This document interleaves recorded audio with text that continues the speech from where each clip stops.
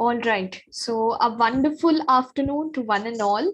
I'm Srushti Chipre and I welcome you all to TDN presents the Concept Lab, Transforming Undergraduate Experiences in Science. You all must be thinking, what is Concept Lab? What exactly is this discussion about? And why do we need to have it today? Well, last 2 years have not only been of self-isolation, but also of self-introspection for all of us. After discussing time and again for years, education finally went digital and innovation became a necessity, especially in the field of science. While we had the privilege to be a part of a unique educational experience, both professors and students had some concerns. Like professors felt the lack of physical connection and unresponsiveness on the student end, students craved for one on one interaction and lack of practical knowledge. A concept lab is TDN's way of facilitating this conversation between professors and students and provide them a platform where they can voice their concerns, discuss ideas, and articulate a better tomorrow in the hope that these concept labs are facilitated in every college and educational institutions. And what better day to start than the National Science Day, the day to celebrate legacy of one of the most admired Indian heroes in science, Dr. C.V. Raman. An educator himself, he believed that a professor benefits equally from collaboration with his students. Today, we are very honored to have an esteemed panel of guests, Dr. Sunita Bundale from Hislop College, Nagpur, Dr. Devrat Begde from Ambedkar College, Nagpur, Professor C.V.S. Brahmanand Rao, Indira Gandhi Center for Atomic Research, Kalpakkam, and Dr. Anil Kumar Challa, SNU, Delhi NCR, and UAB, Alabama, Birmingham. And now, without any further delay, I'd like to request the panelists to present their opening remarks, starting with Dr. Challa. Sir, please. Thank you, Srishti. Yeah, thank you. So I believe, so I will address the three main ideas, right? So during this pandemic and otherwise, what are some of the notable steps? So I'll have to confess here for the first, at the beginning, that I've not been in a traditional classroom, as in I didn't have to lecture 30 or 60 or 100 students, but I've had the luxury of creating new experience of the students. So one of the things I've started in 2014 it's a big wave in the US called course-based undergraduate research experiences. So it looks like a course from the outside, but inside it's essentially doing research. So there was a lot of innovation and I had a lot of fun. So in one way, the changes, so I was basically riding the wave which was there in the US in terms of coming up with some new ideas in terms of teaching and learning. So one of the forces behind that was a document called Vision and Change, which was a study done by the National Science Foundation and the American Association for Advancement of Science. And that was essentially a call to action on improving undergraduate biology education. So I got a lot of motivation there. And I've been using some of the learnings from that particular movement in the US. So many of these terms, active learning, student-centered learning, these are now very commonplace, especially the last 2 years. There's a lot of discussion about it. And this was something which started off about 10 years ago, and I've been kind of following it and trying to implement as much as I can whenever I was in a learning space with students. So it was not too difficult, and I was part of an experiment that started in 2019, just by providence, which we were able to take off during the pandemic, and I will probably share some of that stuff later on if there are questions or in another way. At least the innovations I was part of were very well received. And as I said, I do something very non-traditional. So I had the luxury of not following rules. And many a times, most students who kind of sustained in this particular experiment, they liked it. And quite in contrast, students who were used to the old school, or should I say the traditional way of teaching and learning, they got turned off. So I think what I've learned is there are students who like the traditional system and there are students who are looking for innovative or novel ways.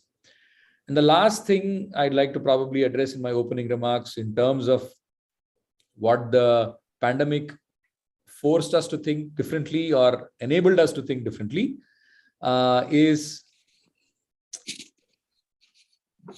I feel the biggest need is to be able to become a lot more open. As in, I think personally that we are still a closed system. We are relatively rigid, and it's not just about India. I'm talking across the board in my experiences in the US and here. While the exchange of information or the ability to access information has dramatically changed, the way we deal with classrooms and learning spaces is very different. So I think that needs to change. And then a second thing is there might be a question. Okay, if we change all the way teaching and learning is done, how do we really know that it's effective? So the second point then is we need to really address a different way of assessing student learning and effective teaching and learning. So that is, I don't know if I made sense, but the ideal outcome would be a shift in terms of using digital resources much more effectively and enabling a better assessment. So one last point is, while this is all happening, it might not be easy for all students to adapt. So I think the time has come and it's already happening in a very subtle way. And that is differentiated learning. I'm a very strong proponent of differentiated learning because every student is at a different stage in their own personal learning journey. And it is, I don't think it has ever been a one size fits all. It is much more obvious right now because I see a lot of students finding out their own ways, be it in terms of taking online courses like Coursera or Swayam, doing all these kinds of extracurricular activities. So it's already happening. So if you bring that differentiated learning into the mainstream and see how we can manage that, I'm not saying it's easy, but if we can somehow create space where differentiated learning can blossom in a traditional classroom, that will be fantastic. So I'll stop there. Thank you so much, sir. You made wonderful points regarding differentiated learning. While we are running beyond novel ways in classrooms, we also need to understand that many students are actually comfortable with the traditional systems. So it's the assessment that I think needs to be articulated. So on that note, I'd like to request Brahma sir to take over for the opening remarks.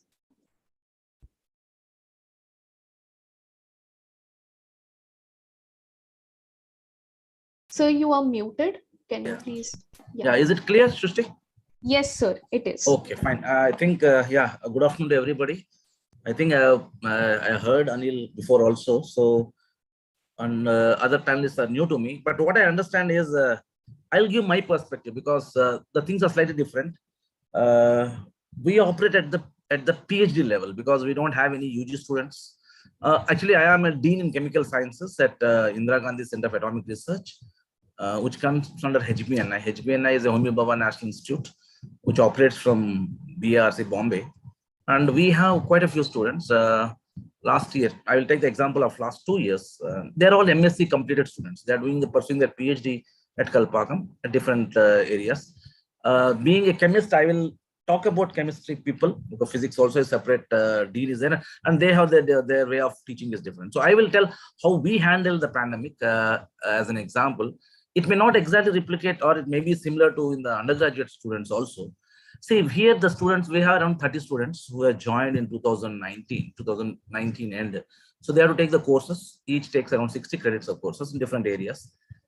I had as a dean, I had a major problem was once it stopped, once the pandemic came and it was told that you have to sit at home and the classes will be, of course, for 1 month, we didn't even know what to do. We didn't even get into teaching. So, and we have teachers ranging from what, 35 to 60. And suddenly you say people to adapt to digital, I had a tough time really. It's not easy. Some people are adaptable and some people are not so. Not because they don't want to. See, now as a conventional teacher, when I teach a classes, I use Blackboard. For me, that is the best thing.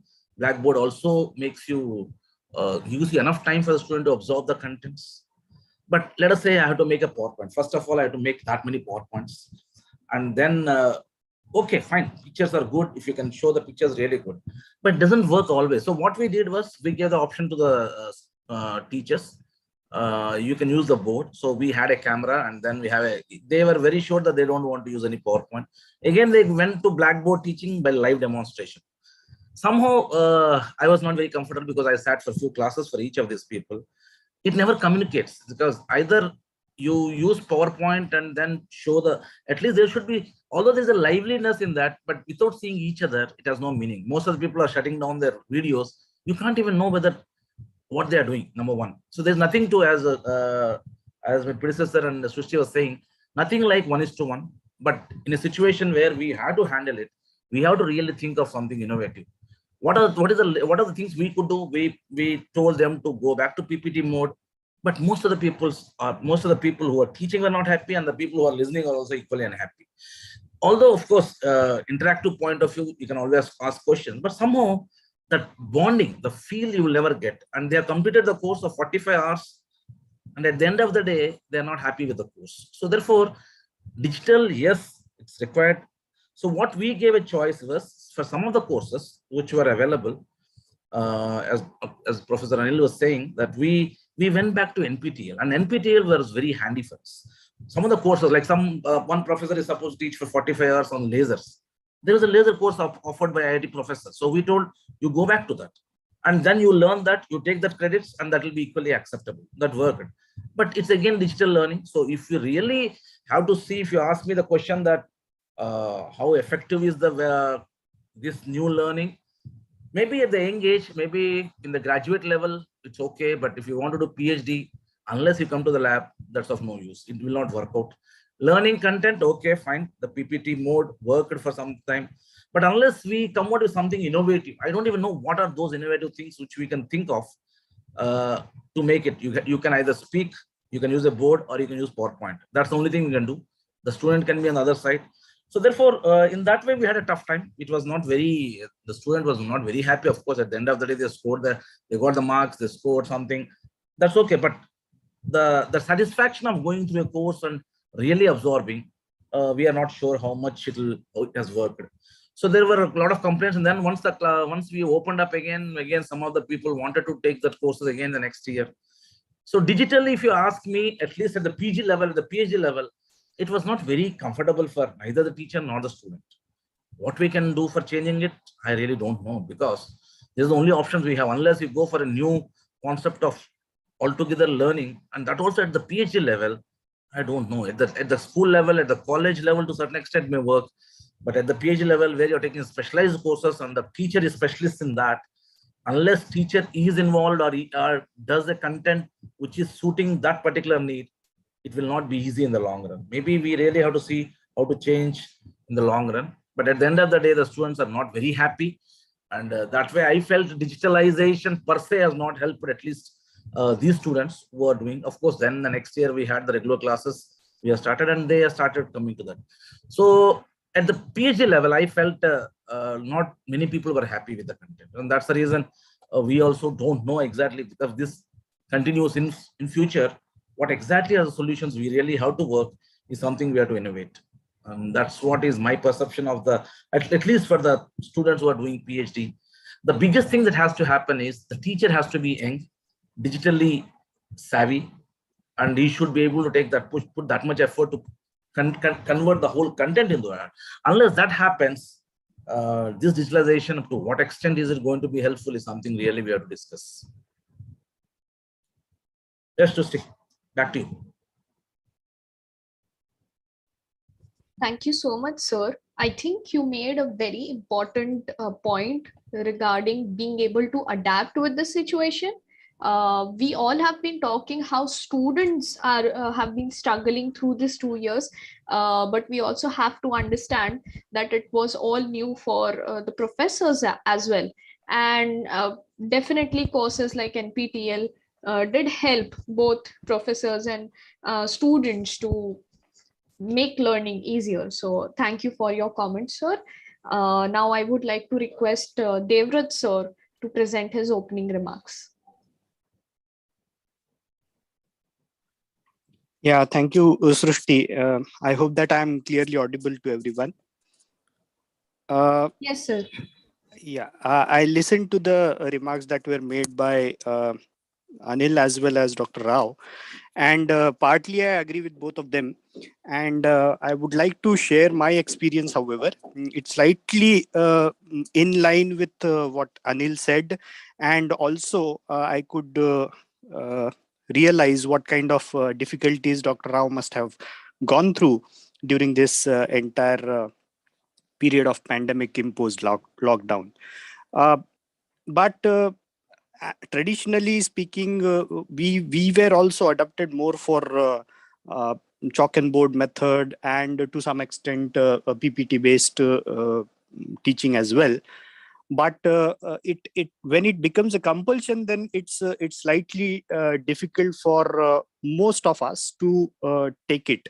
Uh, and that's what is actually a problem with our entire mindset, I believe.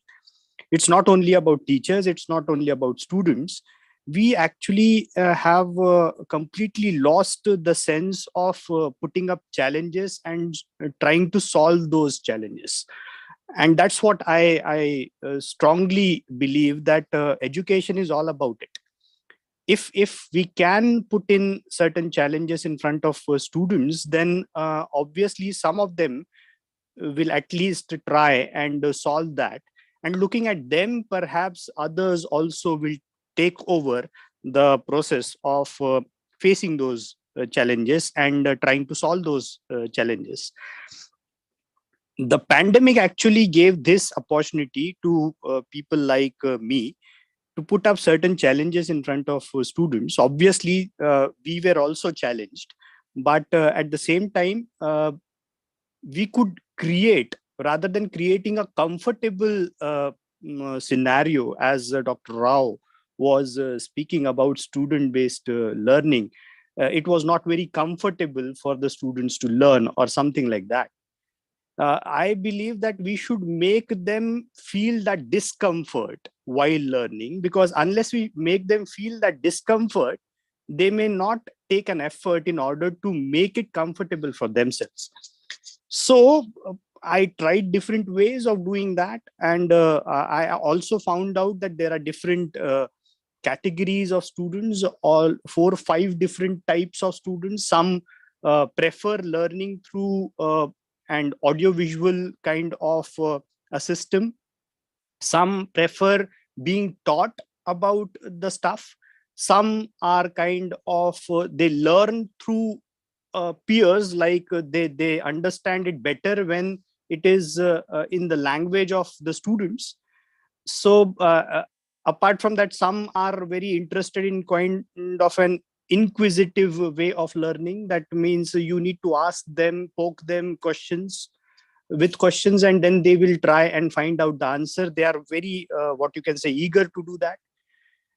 Some of them are like, they want to sit idle, they want to take it what you can say, on the face value. Whatever that has been told to them, they take it at face value and they move over. So there are different categories of student. Tackling all of them at the same point of time is a difficult job. So differentiated learning, as Anil has pointed out, is very, very essential.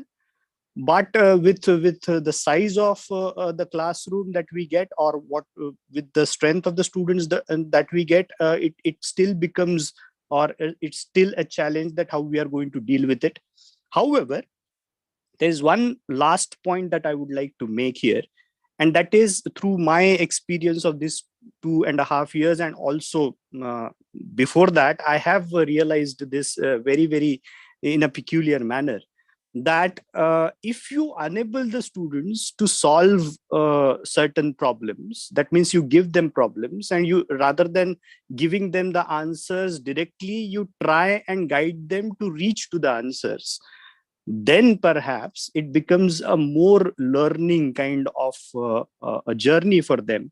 And slowly they start to adapt to that method of learning.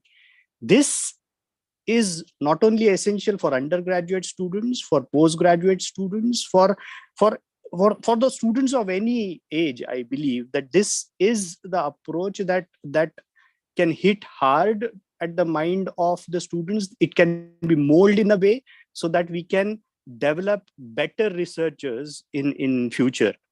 So perhaps then there will be no need of having a coursework, as it is said by Dr. Rao. There may not be any need of having a coursework for doing PhD. They are already going through a structured way of learning, as well as a way of looking to the problems so that they can solve them. So that's what my approach has been, and I have tried different ways of doing it. Sometimes it was successful, sometimes it was not, but I have learned through my failures, and I have tried to enable my students to look at the things from a side so that they can find solutions to their own problems. So that's it from my side, Srishti. Thank you so much, sir. Definitely last 2 years, all the students were in their comfort zone at their home. So discomfort is what was required. I agree with you on that. And the challenges that professors have been giving us have definitely helped us to keep going through the process. So thank you so much, sir. And now I have a couple of questions. It will be really great if the panelists can switch on their cameras. And I will go ahead with the questions. So I remember in my school days, our Marathi teacher was a fantastic storyteller. So every child, even the ones who are usually disinterested, were attentive and active in the class. What was that one class or event that you instructed as a professor or attended as an observer in which every student was engaged? And why exactly do you think that happened? So I'd like to listen to all of your experiences. Devrat sir, would you like to take it up first? Yeah, this time normally during the pandemic period, if you're talking about that area only, then it was slightly slow paced compared to the normal classroom, because students were also not very comfortable, as I told you. But I conducted a very small kind of an activity with the final year students of BSc, and we documented that as well in terms of recording the feedback. And I found out that during this activity, what the purpose was, like I gave them a kind of a small classical experiment about the mechanism of transcription and the role of sigma factor in transcription. And looking at the results of those experiments, the students were asked certain questions regarding the same, so that looking for the answers to the question could lead them to get to what you can say, get to the final answer. What is the role, that is, what is the role, defining what is the role of sigma factor during transcription reaction. I believe that many of the students got interested during that, because the feedback actually indicated that, because otherwise I was unable to find out whether they were actually getting engaged or not. But the feedback reflected that they did enjoy the activity. So that was an experience from my side. That was really an interesting experience. And since it is documented, we would love to have a link to it. Yeah, definitely. I can share that with you. Anil sir, would you like to share your experience with us? So if I can ask for a clarification, so you are saying, was there a experience in my own personal life in terms of an engaged learning, or are you talking about something that I was involved in terms of student learning? Either an Or experience both? where you were the observer, or where you were instructing the class. Anything is fine. So actually both, I think the underlying idea is the same. I will tell you a short story and then I'll tell you how that is connected. This probably happened, maybe I was in school as well. But I distinctly remember one case when I was an undergrad. It was not throughout my undergrad, but definitely one case I can't even forget even today is it was a plant pathology course. And my instructor was definitely a very different kind of a person, a much older gentleman. But he was extraordinarily active. And he first told us a story about how the wheat rust always had a certain pattern of infection across India. And so every region, farmers were trying to tackle that particular fungal infection. But this one agricultural scientist, he actually went across the whole wheat cultivating zone and found out that this was not yet known at that point, I believe. I don't remember the details, but he actually traveled along the whole the wheat belt and studied carefully what's happening. And then he actually figured out what should be the solution. Now, the underlying thing is not about the details of the fungus or the fungal infection, but he actually told us a story. He told us a story how farmers were being affected, right? And then he connected it to the biology of the fungus and how that affected crop patterns and the infection and stuff. So there was something that actually I could relate to before even he introduced the word fungus or whatever be the case, the fungal pathogen itself, right? That's just keep that story in mind. In my own experience, whenever I brought in stories, right, wherein, sorry, one second.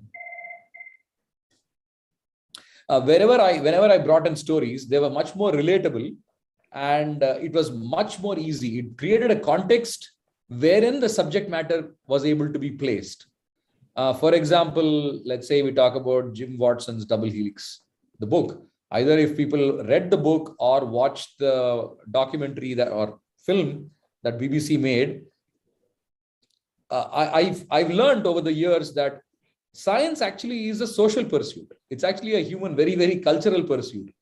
Therefore, without the human story, science suddenly loses its meaning.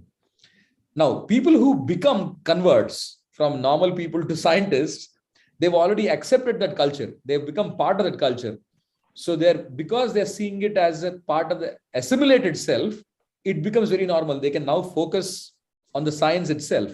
But the transition between being outside science and inside science, I think the cord or the most important bridge is the human story of how science is done as a process.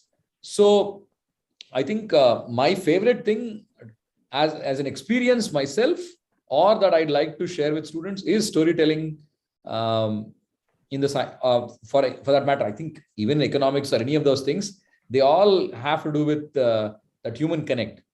So I don't know if I answered or if I gave you what you wanted, but the one word answer is storytelling. I completely agree with you, sir. Even when I read the Double Helix and then I went back to class, we were reading our textbooks. At that time, those names, Rosalind Franklin, James Watson, all of them, they had a story in my mind, and I was suddenly very much interested in their work and telling the entire class what I knew more about their lives. So that is definitely true. Storytelling is indeed the essence of learning. Brahma sir, would you like to share your experiences with us? So I would like to tell something, because if you remember who is the best teacher you had in your lifetime, you always go back to your school days or college days and you remember something about him. The person who taught 60 minutes pure technical subject, nobody remembers him. He may be the greatest of the teachers. I used to have a teacher who used to tell about stories. For everything, he'll connect to a story. You'll remember the story even after I'm 50 now, I still remember the story. So I have adapted this the last I've been teaching for 20 years. And I teach not hardcore chemistry. I teach the application of chemistry in nuclear reactors. And this story of Manhattan Project, the bomb how America made a bomb within 5 to 7 years is full of anecdotes, full of stories, full of characters. One of the things I should tell you is I'm a voracious reader. I read a lot of biographies, particularly scientists. I will take their life. Let us say I have to teach something today about nuclear fission. I can teach with a board and just say, this is what, if you do it, this is what has happened. But let us, if it make it as a story, begin from where it all started. How Otto Hahn, what type of experiment he was planning. Why was he planning that way? And the stories and the characters around it, the Strassman, the Meitner, who have worked with that and who gave the idea. And then you connect to that particular element, it becomes very easy. I'll tell you 60 minutes, they really enjoy the subject. Out of that 40 minutes of the subject, 20 minutes will be the content of the stories. At the end of the day, they may forget about the subject, but the content will always be there. So I always use 15, 20 minutes. For that, you have to really read hard, because technical thing alone will not be sufficient. You have to get some anecdotes. There is a story about Pauli. Pauli was you must have read in our class 12. He was a great character. Greatest experiment, greatest theoretician India world has ever produced, but a lousy experimenter. So he's such a tough nut to crack. They say whenever Pauli crosses to any lab, there will be only destruction. There will be some instrument that is gone down or some experiment gone flop. So Pauli was traveling to UK, to Cambridge, and he wanted to meet Rutherford. Rutherford, anyway, you know, who's the greatest man of that point of time. And Rutherford was trying to do an experiment, and hard experiment for quite some time.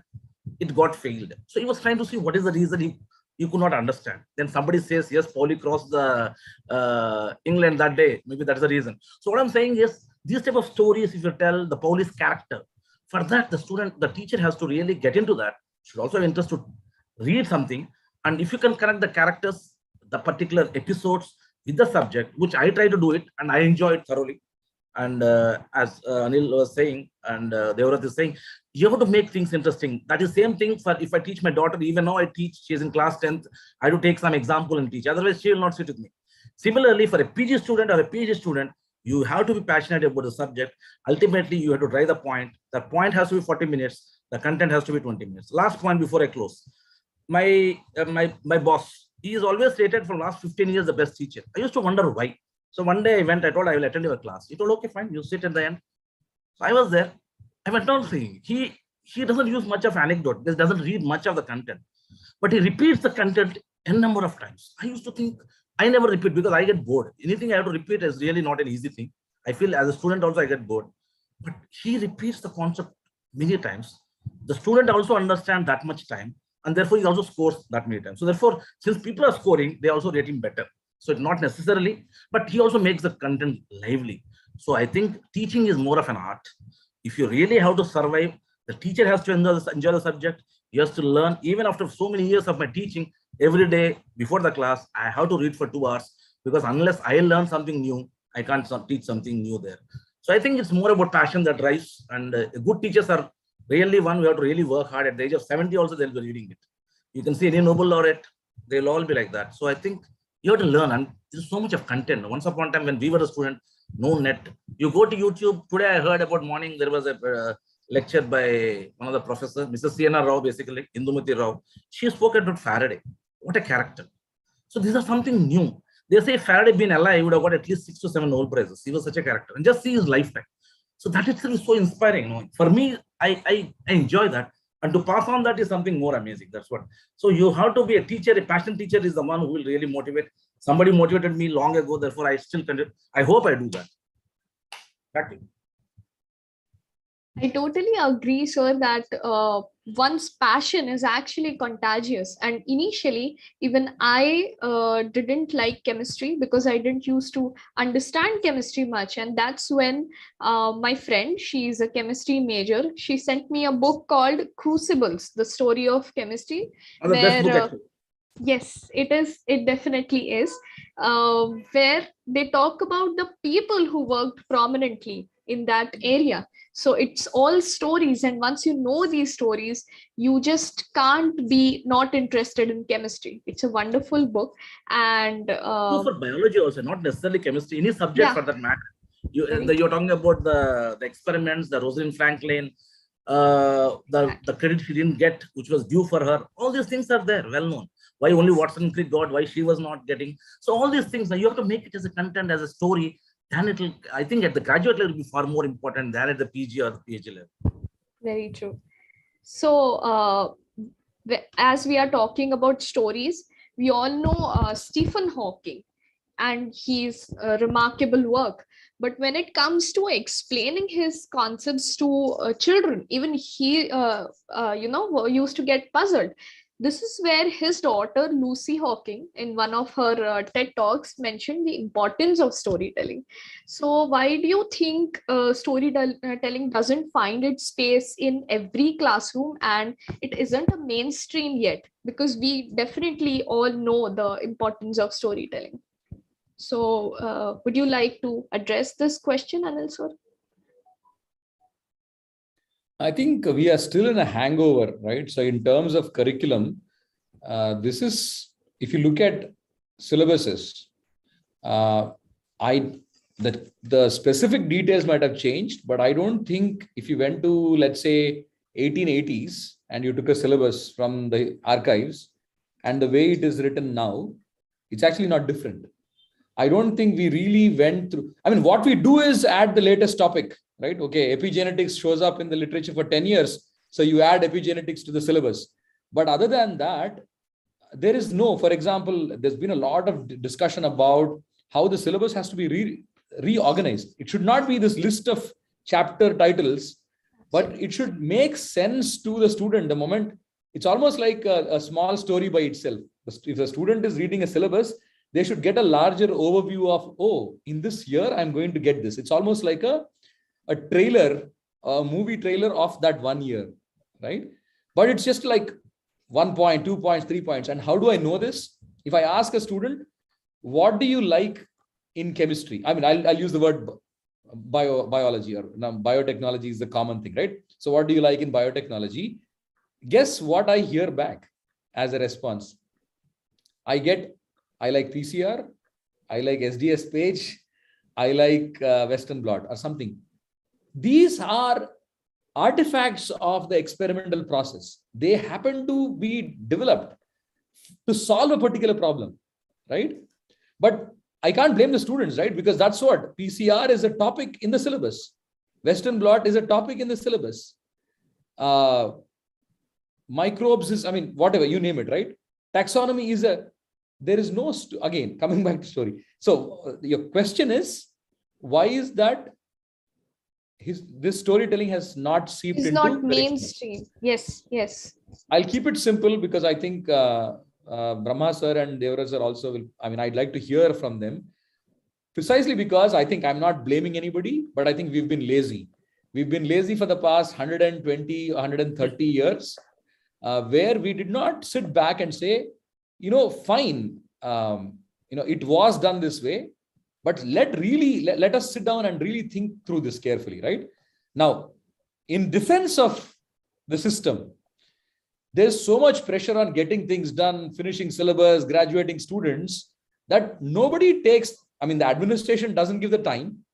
How many times did you see the principal say, okay, Devrat, the next 6 months, you're not going to teach. I want you to sit down and think through the philosophy of this course, right?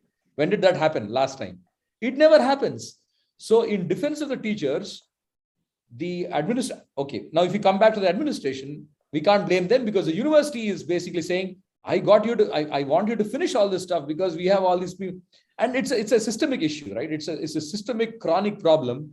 And I think the pandemic gave us that small respite. But of course, we got sidetracked and nobody took a break. We had to reinvent the next day, right?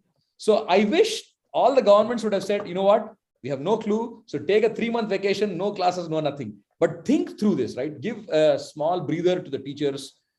Give some space to the students. In a way, we missed the opportunity, but it's not completely a loss. In summary, I think we've been lazy in terms of thinking through curricula and syllabus.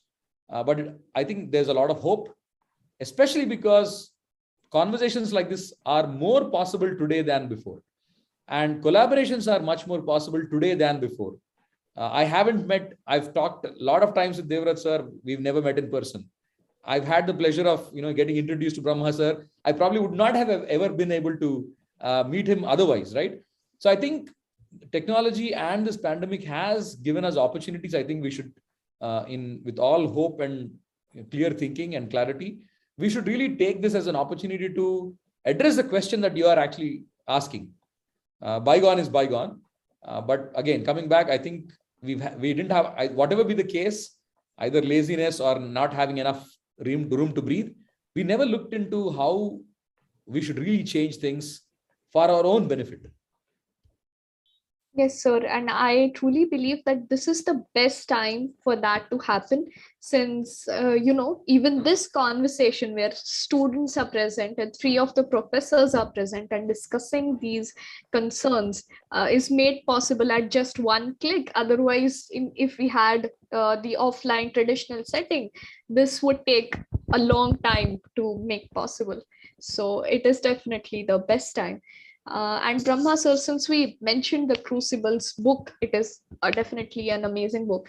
In our textbooks, what we read in our classrooms, don't you think that beyond those little boxes where something is mentioned about the prominent scientists, we need to tell their stories and actually begin with the history of their work and then come to the subject? Yeah. Coming back to I'll go back to the previous question what Anil was addressing. See how much time you take.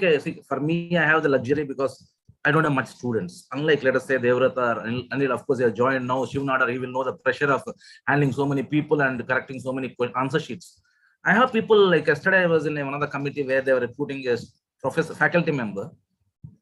The fellow comes in, he explains, we asked him, okay, tell what you are doing. He was very passionate when the research part came. He is doing for the last 20 years. He is at UK right now. I told, okay, fine, you are doing it. Now, let us say, I want you to teach a small part. I just gave him a very small part. How will you teach a student? He was not even interested to get into teaching part. Most of the professors, if you take even IITs, the present day professors, the faculty, because I know the previous generation, they want to do only research, publish paper, get high indexes, whatever it is. It's not bad. I'm not saying that. You have to teach the student. If you're not teaching, you say, most of the people think that it's a waste of time. I don't even know how you can think. If that is a waste of time, you're not come to the place where you are right today. Somebody taught you. That's the reason you are here. So there are two things. That's what I say, when the private universities or IITs recruit, you should see the passionate teaching. The teaching should be a passion. Research should be automatically will come out of it. If you're a good teacher, you'll also do good research. I'm not saying the otherwise also. But teaching requires a lot of efforts, a lot of time you have to put. And if you have to put a storytelling in that, unless individual effort, see with the pressure of correcting 120 papers tomorrow, I have to submit. What story I will tell you? Tell me. It's not possible. Although it may be there in my mind that I want to become a good teacher. But I understand, maybe Devrat can answer, can address more, because I remember this fellow now, that university says everything is online. You have to correct online. This fellow at the age of 55 doesn't know how to use a stylus also. The point is, everything, if you make technology, this fellow have to get adapted to it with the pressure of tomorrow submitting the answer sheets, the student doing research. Where will he teach?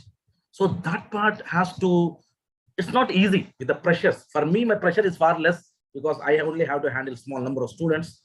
Unlike universities where you have 120, 200, 250, what passion you can bring it unless you are really into it. So that's difficult. Even what is the question you asked? Yeah, books. See, without history, there is no chemistry. That will be true for any subject. That's what I always say. Start with the history, make it interesting. I remember when I read, I don't know, I remember I had a biochemistry course. The best book I could see those days was Leninger. And that I could afford only the black and white, so it was good. But now any good book comes, I really love to see it. First thing I'll check what is the content, how it is written, what is the historical aspects, the big boxes. Most of the people don't even care to get into that. Until you read the story of the person who is behind the material, you can never, ever enjoy the subject. See, learning is a lifelong process. I will teach you something, you get away. Unless I enthuse you to learn, you should learn on your own. And tomorrow, if you become a teacher, how you have to teach them how to learn. And that will come only if you make the content interesting. Subject, you don't have to give everything. 1 hour, there are people there are few fellows, he uses 120 PowerPoint slides in 1 hour. And this fellow comes and complains that I'm not understood anything. Neither he bothers to tell what he knows. He's a senior fellow. He knows everything. But you can't give all the content to the student in one day. You have to understand, you at one point of time you were there. How much you can absorb. And each student is at a different level. You can't connect all of them. The point is, don't go through the syllabus. Syllabus has no meaning. If you cover even half of it, that's good enough. But create the passion, the subject in that. He will improve on your own and he will come back to you. That's what I try to do. That there are people who use 120 slides. They give the slides, they say you take it, but you will not learn anything. And in fact, you will become averse to the subject. You don't even want to learn the subject. Forget about the professor. You will not even like the subject. So I think with all the difficulties of what Anil and Devrat are saying, you have to, a teacher have to put his effort. Unless he does that, the lecture will not be interesting. If you want to make it, see, I can go and teach even at this age with the board, and I will tell you, some of the universities have the syllabus of 40 years. They are not changed. They don't care. Because at least the private universities, they are a bit more passionate. At least what Anil is saying, they'll add some content at least. Whether teacher teaches or not, it doesn't really matter. It is there in the syllabus. But if you have a syllabus, if you can make the content interesting, if you make the subject interesting, that fellow will learn on his own. With the good books we have, if you see the book of that cell, the fellow who has written it, what a beautiful colored book. You feel like reading it. If you are passionate about the subject, you will read it without a teacher. And if you are enjoying that, you go to NPTL, there are professors from MIT who teach you. Get it clarified. Then go to the class. This I never had when I was in the 90s. I had only black and white books, which I can't even afford to buy those books at that point of time. With affordability, with the availability of the material, with the content of YouTube and government taking the NPTL to such a large extent, MIT lectures, fantastic. I'll tell you, because you are a student, you just type M. Shankar, University of Yale, Physics. He's a professor of physics. He did his master's from IIT Delhi, IIT Bombay, sorry, IIT Madras. The way he teaches thermodynamics is one of the lousiest subjects to learn. It's very badly taught. But the way he teaches is absolutely amazing. That's what, see, what I'm saying is, for this generation, they have the luxury of learning. YouTube can be learned for, it's a great tool for everybody, in fact, I feel. Fellow who wants to learn, you want to enrich himself, of course, you want to get schooled, you can waste your time also. I'm not saying that. The point is, so much of material is there. If you can use it in a very constructive way, you don't require even a teacher also. That's what I feel. So that's my side. Maybe you let us hear to Dr. Devrat. Thank you, sir. Even as you mentioned that there is a lot of administrative work pressure behind you also. Devrat sir, how do you handle that and, otherwise implement storytelling in your classrooms? See, actually, I do agree with both of them, Anil as well as Dr. Rao. There are administrative pressures, but this pandemic actually gave us a respite from that in one way. And secondly, I played smart in the sense that what I did was that I tried to get to those influential people and make them understand that how can they make the system of evaluation automated. So that made the things pretty easier. And you as a student now know that Nagpur University has adopted a very different pattern. They have literally thrown the marks to the students because there are hardly any inquisitive questions there. Because most of the people don't even know how to create those questions. So many of the people have just copied it from the MCQs from the internet and they have pasted it there, making it pretty simple for the students. I thought that the students could take that as an advantage to learn better because they are not having any pressures of exams now, right? But many of the students actually didn't take it that way, that positively. They took it otherwise. That means they started becoming even more, what you can say, lazy, as Anil calls us. But but many of the times I have used that that time span that we got. I used it in a way that ultimately, as Dr. Rao also was highlighting, if you are a good teacher, perhaps you are automatically become a good researcher. And that what you can say in Hindi, we call it that khujli of research. We actually, because we couldn't perform that in laboratory during this pandemic period, I started practicing that on my students. So in that way, I tried to give and prepare and create different challenges for my students, created different stuffs, tried to get it out from them, tried to find out solutions online through different modes. I tried several things. Many of them failed, as usual, but some of them actually worked out. And I would like to tell you here that I found out a very interesting way of learning through several such permutations and combinations. And we are now planning to have a cross-disciplinary course designed around that. Because just bang opposite to Ambedkar College, if you know, Srishti, you might be knowing, that there is Chitrakala Mahavidyalaya. It's an institute of fine arts. And we are in talking terms with them, and we try to design certain what you can say sketches, which are scientific sketches, and we leave some spaces blank there, something like a jigsaw puzzle, and the students are given that, and they are either asked to find out what is missing, or they are asked to find out what is wrong, and then they start to explore the things. If they haven't learned it previously, they now will start to at least try and find out. This is in no way going to assess anything about the student learning, but at least it will guide them that, okay, this body part I never heard about. Where is it present? Okay, I will go and find out where is it exactly present and what is it doing there, and so on and so forth. So I am trying to get along with these people of Chitrakala Mahavidyalaya to design a complete book, which is something like this, so that we can create a kind of a stuff which starts from human body, then it goes to organ level, then it goes to the cellular level, then it also talks about bacterial cells, then it starts to kind of having what you can say, a hierarchy of understanding, that how ultimately at the base of everything. Now, I am a biochemist, so I will be putting it across the biochemistry of life. So ultimately, how it boils down to the biomolecules and how it is actually responsible for running the life engine. That's what I actually want to create something.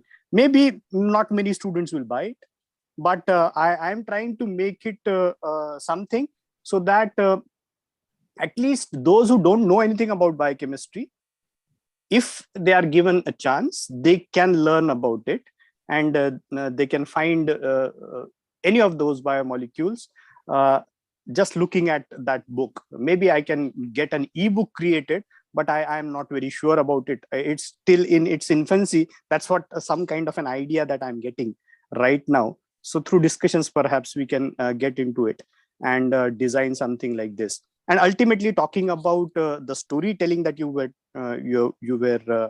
highlighting, why it has lost its what you can say, its way in traditional learning.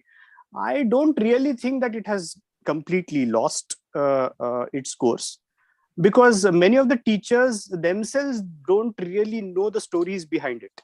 So many of the times they don't highlight the stories, but I don't really advocate the thing that you should completely know the story.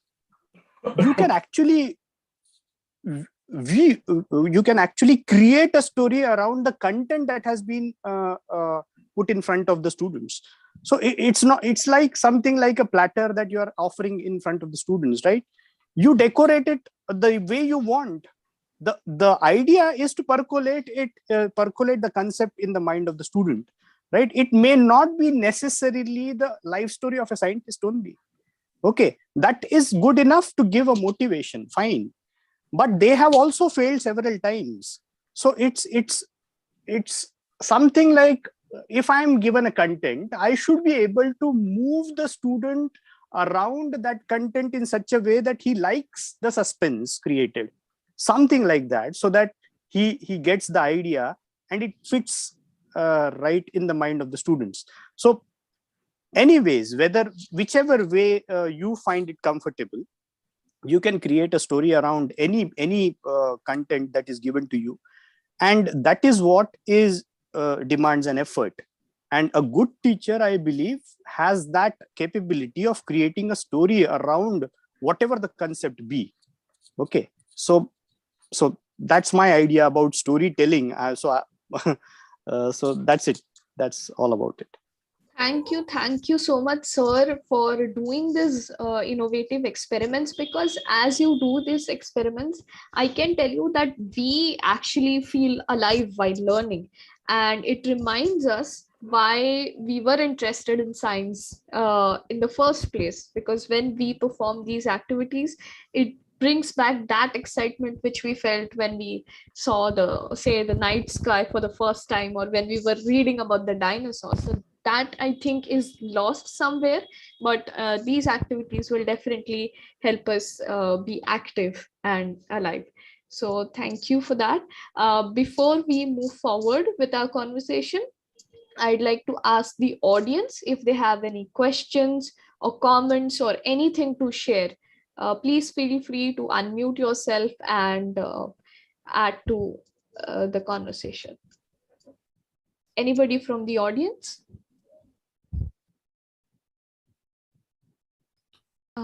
Hi, Shrishti, and hello, sir. Thank you for organizing this wonderful talk.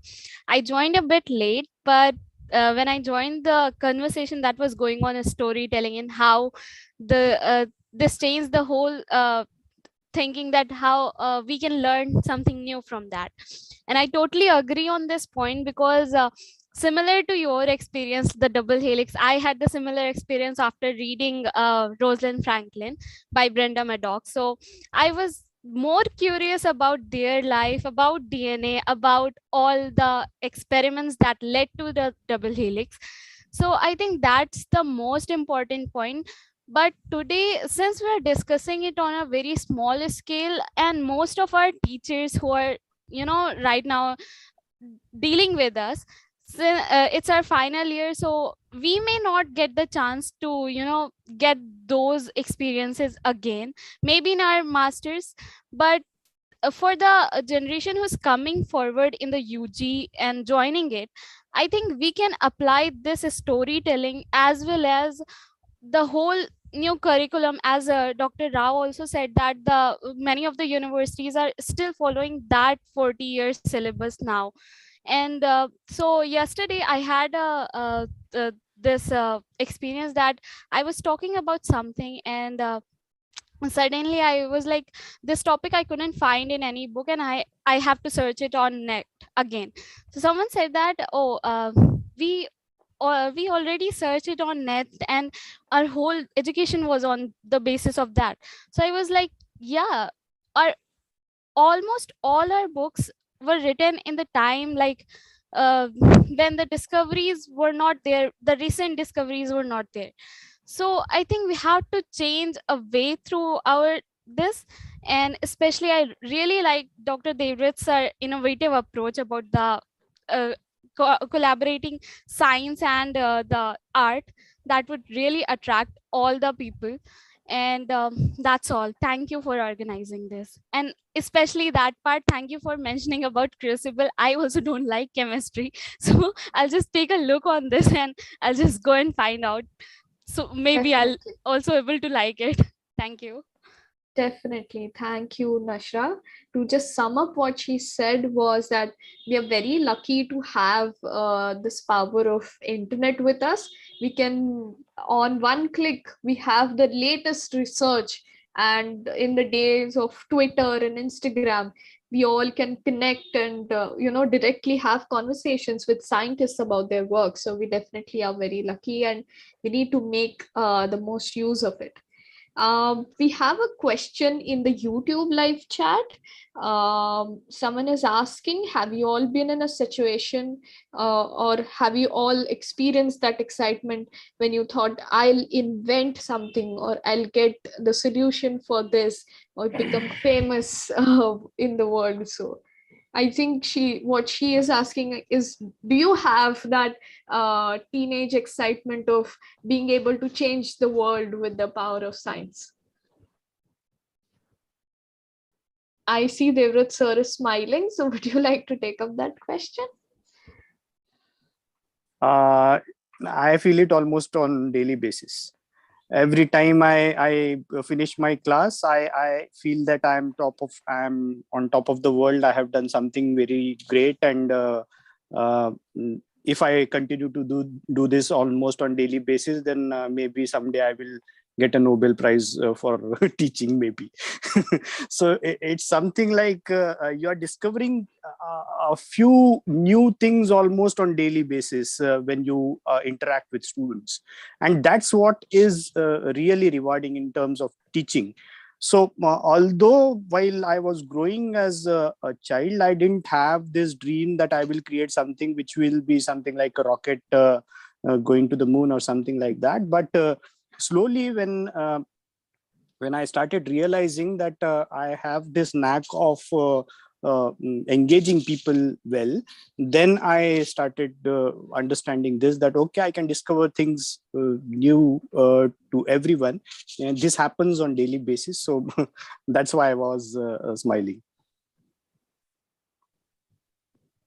Anil sir, Brahma sir, any one of you would like to add to that? Yeah, see, I think the question was about the research or for the teaching. I was not very sure about what the girl asked. About research, I think. Research, that's what. Inventions. The research Yes. is, you see, as Devrat was saying, unless you're passionate, research is also not an easy job. The day you realize it's 8 hours to 12 hours job, you are out of it. You have to think, you have to be in the process. We do different type of research. Like say for me, is more of applied research. We get a lot of problems. We have to work on those problems. But you see the research, like say, the people who have worked for Nobel Prizes, they work for years. You must have heard about last year, one person who got Nobel Prize. His name is Goodenough, Charles Goodenough. He worked on lithium batteries in 1960s. His Nobel Prize is he got at the age of 98. And you know where he was in the day he got the information? He was in the laboratory. That's a passion. And somebody asked, how did you feel when you got the Nobel? He got a call. Actually, the Stockholm always calls in the midnight. I don't know how it works. All these fellows will be sleeping and they will be calling. I think maybe the time gap. The journalist asked Goodenough, how did you feel when you got the call from Stockholm? This fellow says, nothing. I just received it, kept it back, and I slept. So at the age of 90, he doesn't really care you gave a Nobel Prize or not. But what he has done to the humanity is what is more important. A Nobel Prize does not decide everything you are good. Okay, because it's one prize, it's prestigious prize, good amount of money for doing research.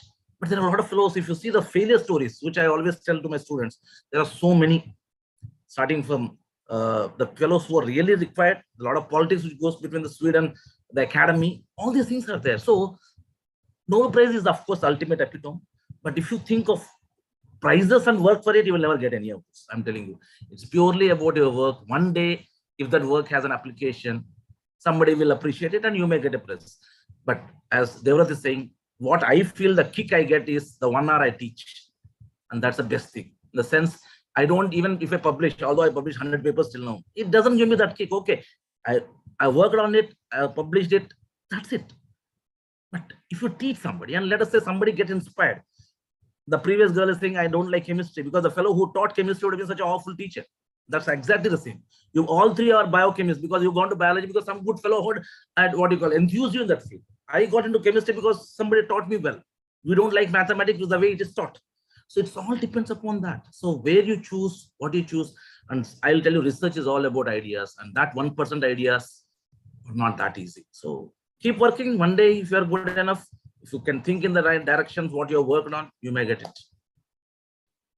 To just sum up what Brahma sir said, either getting appreciated or not getting appreciated shouldn't be a stopping point for any researchers. And what we should rely on is our own experience in the research lab. So Anil sir, would you like to add anything to that? So what Brahma sir said is not a rule that somebody has to follow. That happens. It happens when you fall in love with that. And that need not necessarily be science, right? It could be art, it could be dance. When you fall in love with it, that becomes your life, right? So awards and other things are secondary. But having said that, I'll address the specific question. Have you all been in a situation where you thought that you'll invent this or get a solution for this and you'll be famous all over the world. I'll confess, it's been a long time, so I don't feel ashamed of or like silly about that. But I remember a time when I was much younger that I thought secretly, I never shared with this anybody, but I actually had this secret thought that maybe one day I'll win a Nobel Prize. Now, I didn't know what it takes I didn't even know any of that stuff, right? Because of the marketing that Nobel Prize had, I thought I equated that excitement to Nobel Prize. Now that I deconstruct it, because Nobel Prize is celebrated so highly, I thought, oh, something great will happen, and therefore you get a Nobel Prize. So I need to get the Nobel Prize. You know what I'm seeing? It's kind of a teleological argument. It is not the want of a Nobel Prize, but nothing so exemplary is celebrated. And therefore, I thought to reach that level of ecstasy or bliss or joy of finding things is equal to Nobel Prize. That is why I wanted that. Having always had this, I've been having fun. I did not do great research, but whatever research I did, I had a lot of fun. I mean, even now, even if I'm doing just a plasmid isolation, it is so much fun for me. I mean, I tell students, for the rest of my life, I can do plasmid isolations without getting bored.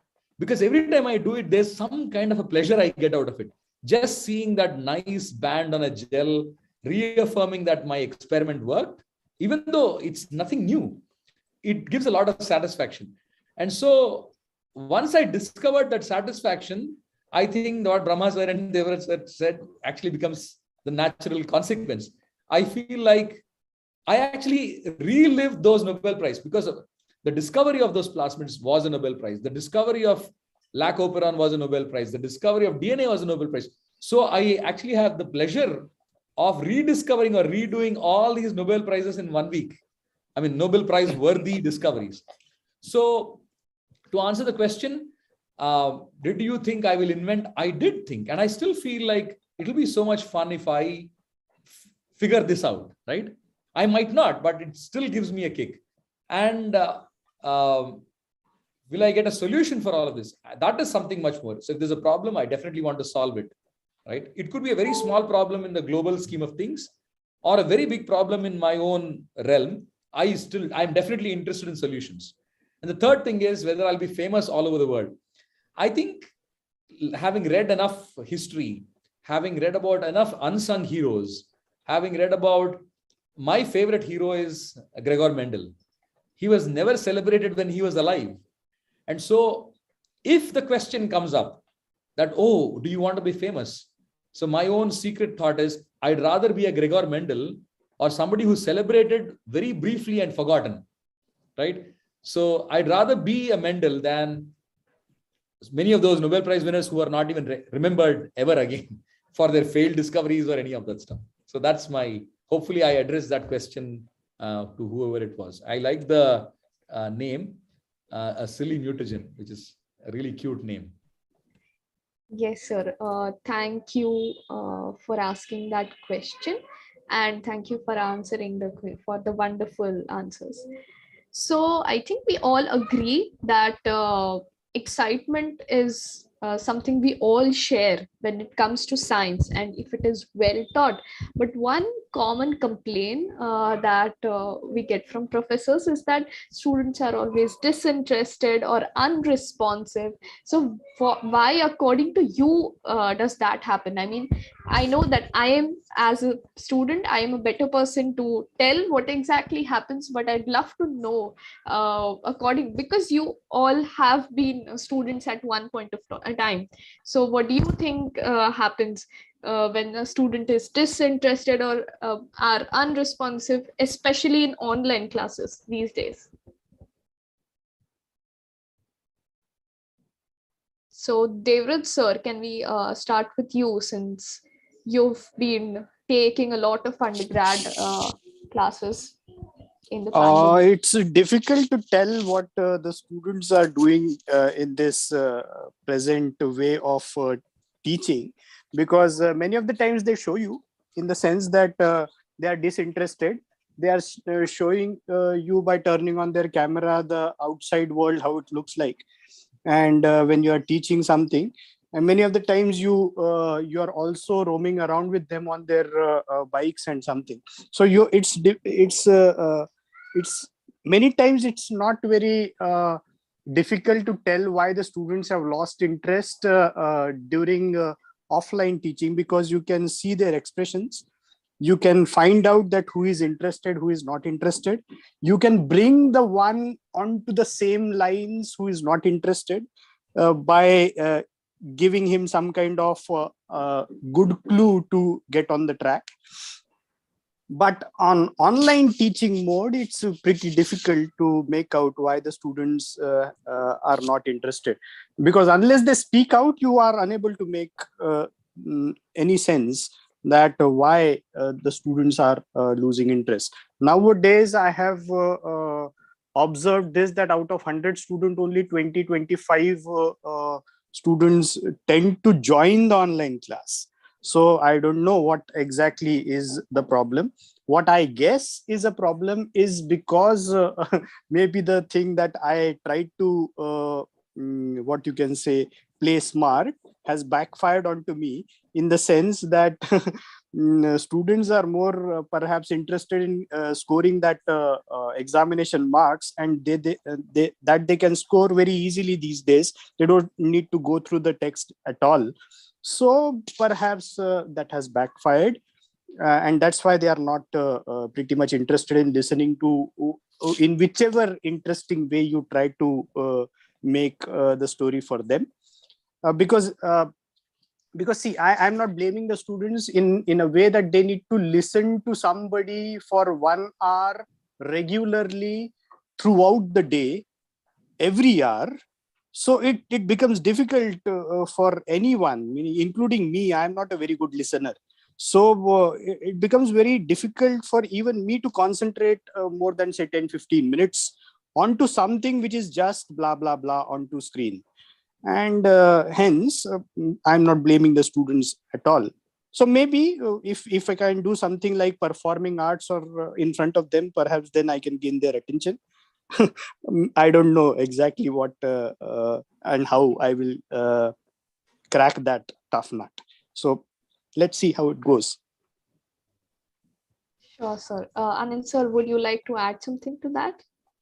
So while I agree with whatever Devraj said, and I'm sure he will agree to what I'm going to say now. When I had a one-to-one conversation with any student, I'm yet to find some student who's uninterested. So in a sense, I have not found a student who's actually truly uninterested. I think in the given setup, when students have to come online and listen to lectures, everybody's going through. I might not, as an instructor, I might not be in the best form. I might not be very engaging. They might have had a bad day. They might have watched a they've binge watched a web series and they didn't get enough sleep. All kinds of things are happening, right? From my own conversations with students, I don't think they are happy either. They want to figure out, I'm sure you will probably address those questions. I mean, the issue of the student perspective, given the right kind of exposure, I think everybody's excited. Now, I'm not saying everybody will be excited about genetics or biochemistry, but they're excited about something.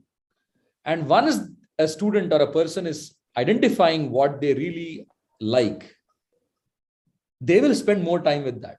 And that is what I wish students will. If there's a student who has not discovered anything and is bored about everything in life, that is a sad state. One problem with the onslaught of online content is it's very easy to get trapped into just passive watching. Sometimes it happens to me too. I do end up watching, even though it's very interesting content, I'm passively listening to some talks. And that is not something which is very healthy in my opinion. So what I tell myself, and fortunately I've been telling this for a long time, is what have you created today? Right? So I should have, that's one mantra I follow. While even good content can become a really bad thing, because if it's only passive uptake, it is not very good for the human intellect.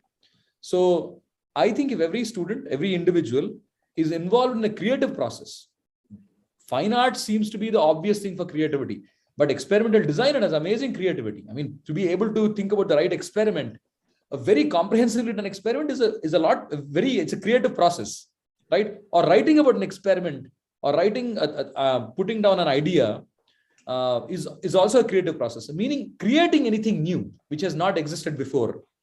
If that is incorporated, either formally or informally within a student's own life or formally in curriculum, I think it is very easy to get students interested. Now, having said that, I think I completely agree with what Devraj says. I think it's very artificial and very hard for students to listen to like 8 hours of lectures. I mean, in fact, I'm hearing here at SNU, their classes start at 8 o'clock and they end at 8 o'clock with a 1 hour break. I think that is not very productive. In some sense, I'm not in complete favor of the American system, but I really I think on an average, any student that I had about 3 to 4 hours of free time every day, give or take, given of the day. So I think, and there's enough neuroscience which shows that you need time to assimilate.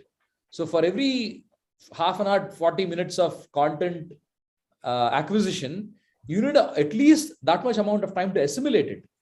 So I think we are not creating that space or that opportunity. If done that well, properly, on both sides, both students and teachers, I don't think we'll find uninterested students. Thank you, sir. Before coming to the student perspective, Brahma sir, would you like to add anything to that? I just add a few lines because everything has been already told by other two speakers. This happened exactly day before yesterday. My daughter, she's doing a PG. So 9 o'clock her classes started online. So I just entered the room because I was going to office. She was sleeping. So you got up at 8:30, at 9 o'clock you are sleeping and the class is going on online. I told, what is it? It's so boring. I told, nothing in life will be, see, unless you are interested in something, it will not be interesting. He is teaching. Maybe he's not the greatest of the teachers you have. But if you are not interested in life or anything, nothing will be interesting. So you have to get involved. But she has a comfort that, okay, anyway, my father will teach. But it doesn't happen with every subject. No? So what I'm saying is, you have to make as Anil was saying, that you, at the end of the day, he says what you have created. I don't even go to that extent. What you have learned something new. If you have learned something new, at least the whole day has a meaning. And this generation has a lot of things to learn because things are available. If you learn something, you can only think something new. Then only you can create something new. That has to happen. And how to make something interesting? You have to find your own methodology. There is no simple answer for that. Why some people are interested in something, why some people are not interested. I always used to think about it. I see a lot of fellows who go to IIT JEE. The first 100 are the cream of the country. In what way are they different from the rest?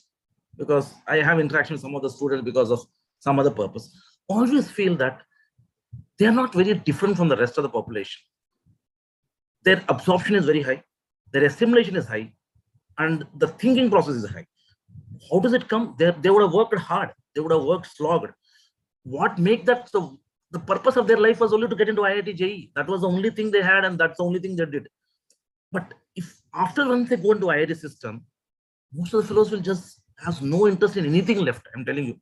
I've seen people who are failures there. You see success stories. That's very hard. Few of the fellows. Most of the fellows, they would have burned down.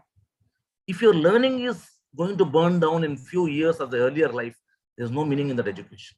Learning has to be gradual. As good enough at the age of 98, he doesn't have to do anything. He can sit at home. But for him, go to the lab, still guide the students. How do you get that? I don't even know. That answer is something which maybe a biologist can understand better than a chemist. We don't even know what makes something interesting to somebody. Last week, myself, my daughter, 6 hours, we completely saw that web series of Rocket Boys. She never told it's boring. You make the content. You make the content such a way that things are interesting. You see the series for hours together, the dark, complete series 1, series 2, series 3, they sat and seen. But you never get bored. But teaching for 15 minutes, you get bored. Why? Are we to blame? The content is so bad. The teaching is so bad. Maybe as a student, you can judge better than we. I think summing up what Devrat sir, Anil sir, and Brahma sir said, I'd like to give up the student perspective. So every day our battle is, for example, I decide that I want to learn this topic, whatever is being taught in the class, and I find a YouTube video uh, on the same topic. I'd rather actually spend some time on that video with amazing visuals and whatever than attending the class, because my mind competes with, I get the dopamine there. So that is one thing.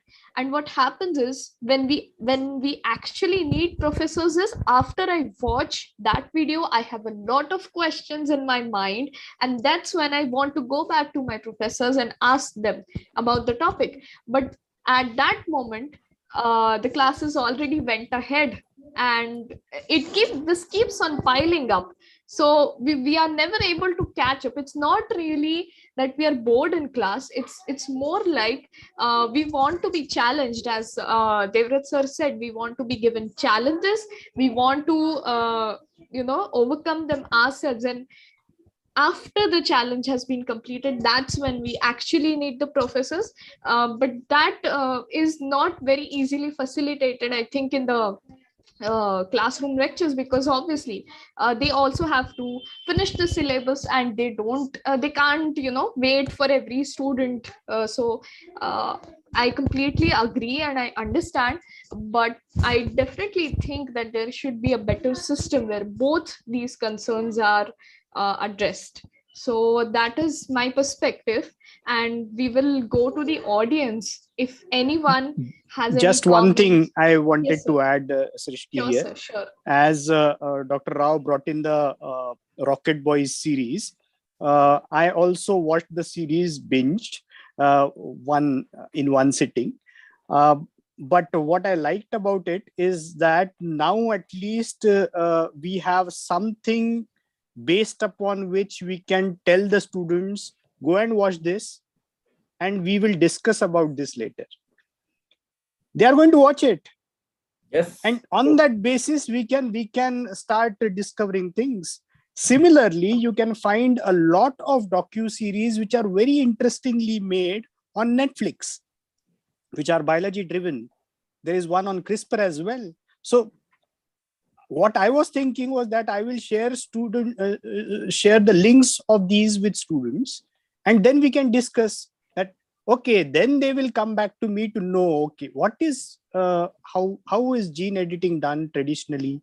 How is it done in CRISPR? Why is it so easy while doing it with CRISPR, and so on and so forth, right? And that's how we can also shed our what you can say workload to a great extent by giving it to the docu-series. So that's my look out on the aspect. That's the idea of the flipped classroom, right? So you create enough content that they are engaged, and then you come back and address those things. So and I think, as you rightly said, Devrat, more and more content is being generated that Yes. we can curate. At least I think the easiest thing, or the challenge, which is not a big challenge, is for teachers to really curate and create playlists and say, okay, watch this for the next class, right? Short videos, long videos, maybe for the semester it's going to be a web series, and then have a discussion. So that reminds me, just like long time back, this is many years ago when I was a graduate student, the advantage of, I think, even though in principle we have this thing called credit based or whatever, right? Courses or something, I forget what the term is. I still don't see a lot of innovation outside of ICERs and Azim Premji and some of these other universities. I don't know why they still do not so creative ways. I remember at Denison University, where I was preparing future faculty, there was a course called Biology Through Movies. This is before internet had, I mean, all that was there on the internet was maybe Hotmail, nothing else. Right. And at that point, it was a kind of the students' complaint was, oh, this week I have to watch 3 movies. I mean, they were kind of complaining because they have to complain. But they literally had to watch 3 movies and write and discuss what biological concept was addressed, what aspects were proper, correct, authentic, and what were the mistakes that were done. So Exactly. that was a discussion, and they had to do that kind of stuff. So I got exposed to that so early in my own education. I was fascinated. I always thought, as Brahma sir said, if they, or maybe Devrat, you also mentioned, if they're not bored of watching a web series where it is tiring to the eyes, they are not sleeping well, they're not eating also properly, and they're still engaged, that means that particular medium is doing something right. Exactly. So we just have to find that particular element, that ingredient, and bring it at least to some extent into the teaching or the classroom learning experience. I even stopped using because, go ahead. Yeah, but there is another angle to this as well. Not everyone is going to like the same series with that interest. So that is another angle to it. So making everybody interested is another challenge that we face almost on daily basis. So, but on that note, I think, as you rightly said, I did realize that very early. Maybe the best case scenario is 70%. 30% I still don't reach them for many reasons. Partly me, partly them, the circumstance. But if every classroom there was innovation, everybody will be addressed. Maybe not this. So 30% in my class will be really excited in Brahma sir's class. Right? So things like that. If there's innovation all across the board, I think all our students will be engaged in one format or the other. Yeah, I think I just one point I want to add. My professor used to say the learning is not a straightforward process. It depends on the person. It depends on the basic foundation what you have. So learning per se, although it looks very easy, some people absorb very easily, some people understand easily. It is not. That's what I felt. So if you can make an innovation there or make it more creative or more interesting, maybe things will absorb. The neuron parts or the gray matter part of assimilating and understanding is different for each individual, and that makes learning such a complicated process. It doesn't look that simple. Although it looks simple, it's not. I teach you something, you understand, doesn't stop there.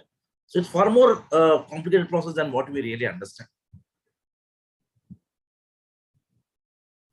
Thank you, sir. Thank you so much. And we have a couple of questions waiting in the chat box from the audience.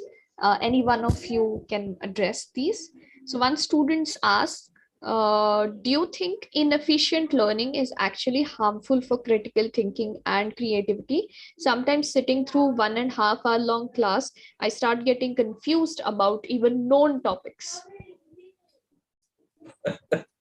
That is still tougher, actually. You reach a point where excess understanding also gives a problem. See, they say that the fellow who does not know is the most intelligent person because he doesn't have to go through the process. And the fellow who has learned everything, he thinks he doesn't know anything. So as you go deep in subject, you will be more frustrated. I'm telling you, because you will not come to any conclusions. So yes, deep knowledge in a particular subject, you will creating more problems than solutions. That's what I feel. What she said is right. Only thing is, yes, of course, 90 minutes classroom is altogether different. But when you do research, you realize that you will get stuck up. You don't know what to do. You don't know whom to ask. Papers don't give you anything. What are you going to do? You'll break your head. And sometimes it's so frustrating, we don't know where to end up.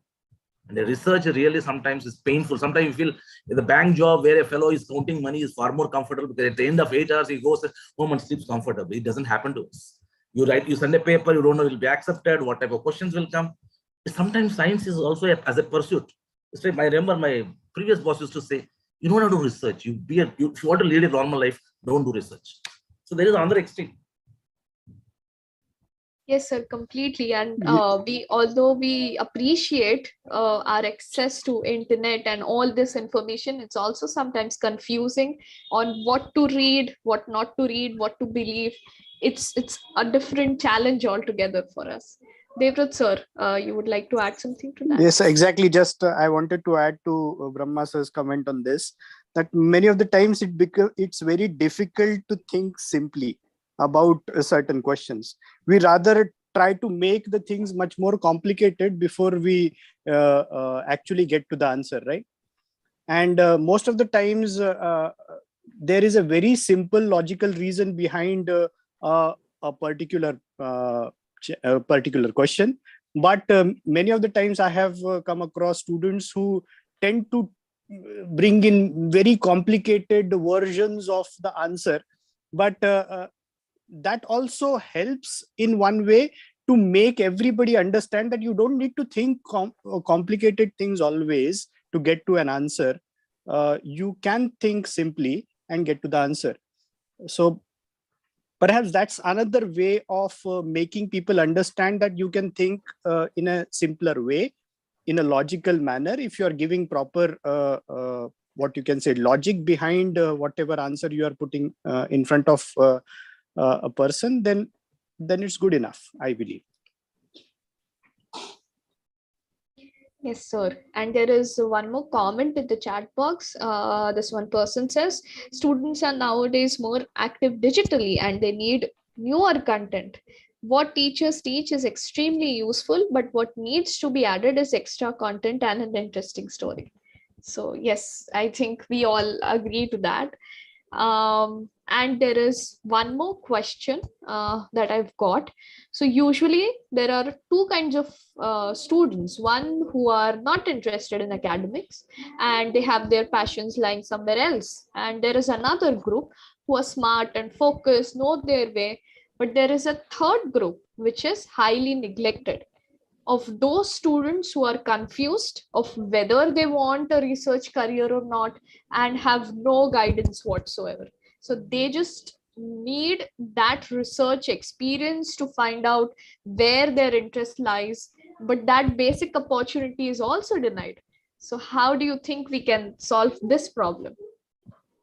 I think this group makes most of the population who are confused. They just want that basic experience, but it is actually not very easy to get internships anywhere. So how do you think these people deal with their problem? I think today is a much better day than if the same set of students today who have this concern, if they look back 10 years, 20 years, 30 years back, they were even abysmal. They didn't even exist. So today is a much better day than the past.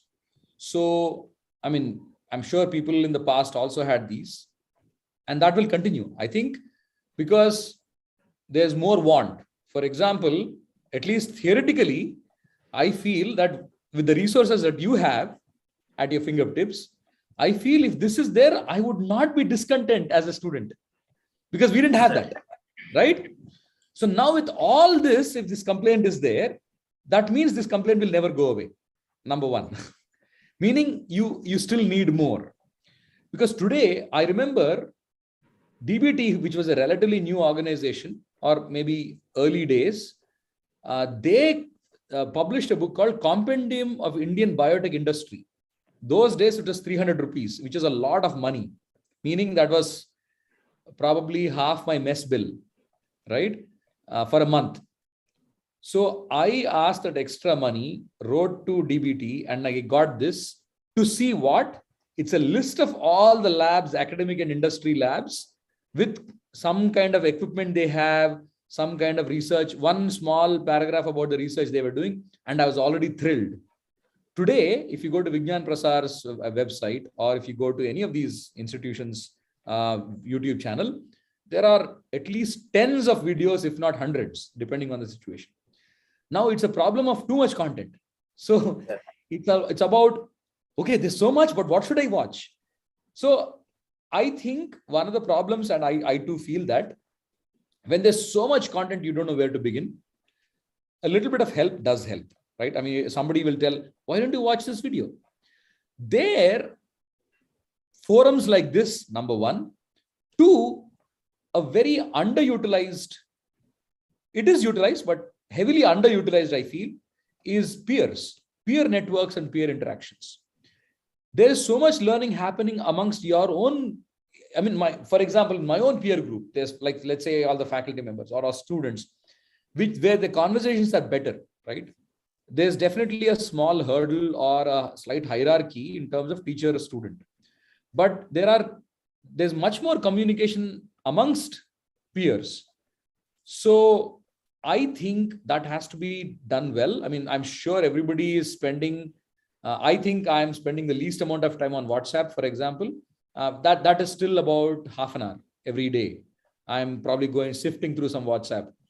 I am probably spending about half an hour, one per week on Twitter, right? So I have very focused idea about what I want to learn and stuff like that.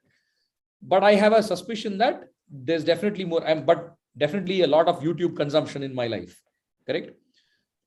I think there is enough content out there to address this issue, right? So today is definitely a better day to get much more awareness. And having said that, if there are still problems, I think we should definitely equip and empower peer networks, especially other students, friends, because there's a lot of conversation happening there. And I think we should, I'm not absolving my responsibility, but I'm also interested in finding out how do we make peer interactions much more effective, because at the end of the day, there's definitely more peer interactions than teacher-peer interactions, teacher-student interactions. So I'm taking it as a pointer, as a take-home message for myself, or a take-home challenge. Can we improve that? Because that will, with the increasing number of students and their interest, it is never going to be a problem that is solved in the real sense as the students perceive that you should get access to these. In fact, I'm sure you'll agree. You write to any institution, they'll say our doors are open.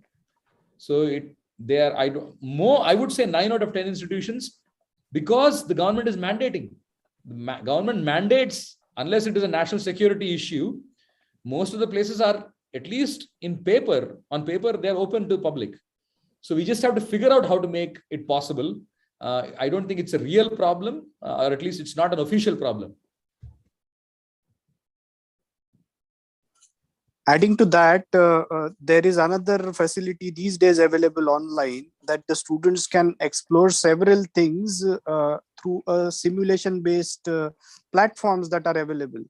So it's not an essential need that the student should get into a laboratory space and work out the things there. If they are interested in at the comfort of their home, they can do it. And it's believe me, it's equally challenging. It's equally interesting. It's only up to you whether you want it that way or you want it to do in a wet lab space. Like Anil said, if you write to good laboratories, they are more than willing to take you up as an intern. Or at least as a visit. I mean, many years ago, yes. I wrote TAFR and they said, yeah, you're very welcome to come. And it was, again, it's the same students, right, who became PhD students. So they are at least willing to give you a quick half-a-day tour of the facility. And many times students are very excited about that half a day. In fact, I'll be very honest here, just because I'm interested in students. I said Monday, Wednesday, Friday, 6 to 8 p.m. the lab is open. You're welcome. If I had so many emails, I was worried. But my wisdom prevailed and I went there, and it's only a handful of the people who show up. And many of them show up one day and they'll never show up again. And I have no complaints, because there is this feeling that they're missing out action, right? FOMO is big. And so once they see, oh, this is it, and the rest is all routine. Like if they say, okay, what are you doing today? Well, I'm setting up cultures. Well, you did that yesterday. I'm like, yeah, but that's part of the thing. Things didn't work, or I have to grow new plasmids or new whatever. So very soon, that initial excitement is gone. So only the people who are truly interested will. So I think we should maybe also write to people and maybe make labs also aware that many of these students who just want a half a day tour and they'll never show up again, right? Or not because they are uninterested. It is just that they're just curious. And once that happens, they're probably satisfied. So it's probably a good exercise to create those centers. Maybe museums can be that. I just want to share that in Birmingham, we have a McWane Science Center, and they created a nice small lab, right? It's actually a true lab. It's a real lab in the middle of the museum. So everybody is just watching people work in the lab not every day, but every once in a while. But if somebody is like curious, they'll tap the door and say, hey, can we come inside? And they come in, they watch everything happen, and they walk away. And if that is able to satisfy people, that's fantastic, right? So maybe we should together, everybody together, and say like Nagpur has a museum, Hyderabad has a museum, everywhere there's a museum. We should probably, in our own small way, try to create these model labs, and with student volunteers like PhD students or any master students, where they do small things there on a daily basis or weekly basis. So people get to see, oh, this is probably how a lab works. And that might satisfy a lot of people, maybe. For example, even today, a lot of students are just happy loading a gel, as if it is the end of science, right? But let it be. If it is, if loading, using a pipette and loading a gel satisfies them, why not, right? Yeah, Sister, I want to add one few lines. Can I? Yes, sir. Yeah, so Sure. we at IGCAR, we have something called summer training. We give for 20 chemistry and 20 physics students throughout India. So a lot of people apply, we figure out based on marks and interview. 20 students come, they spend 6 weeks with us. They have a lot of practical experience on the hand. And a lot of fellows go further, they do their PhD, they go outside, go to the other countries, and a lot of fellows are faculty. Therefore, we do regularly. In fact, some of the people who are interested, we take one from each university, because so that we cater as many universities, and we also pay for them. So in that way, yes, as Anil and Devrat are saying, one visit, if you're really passionate about it. But what I'm saying is, as somebody told, not everybody has to do research, not necessary. We require in other areas also. What I'm saying, you have to find your own seed. You should be passionate. And what is your interest is something only you can find out. So that is something, that's where the confusing part, they don't know what they want. So that's where, and it's difficult actually, if you are sitting, because we have gone through the process, maybe in the hindsight, it's easy to say, but the present generation, so much of information overload, that fellow is earning millions, he's starting a startup. It's not going to be easy. Everybody, if you want to become a millionaire on day 1 or 2, research is not for you, surely, I'm telling you. You can never become, I can assure you that. Even if you become in the Western, some of the people at the age of 60, 70, they start a company, establishing itself is difficult. So if you want to earn money, go to software, become something, start your own company, then you can become. But science is a tough job. It's not an easy one. It's a frustrating field also to a certain extent. I don't want to tell all these things, but you can ask others, they'll also tell the same thing. It's not easy. You have to put a lot of hard work, then something may get. Otherwise, at the end of 60, 65 years, you have to be happy with what you have.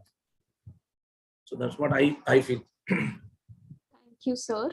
And there are quite a few questions in the YouTube chat as well as our WhatsApp group.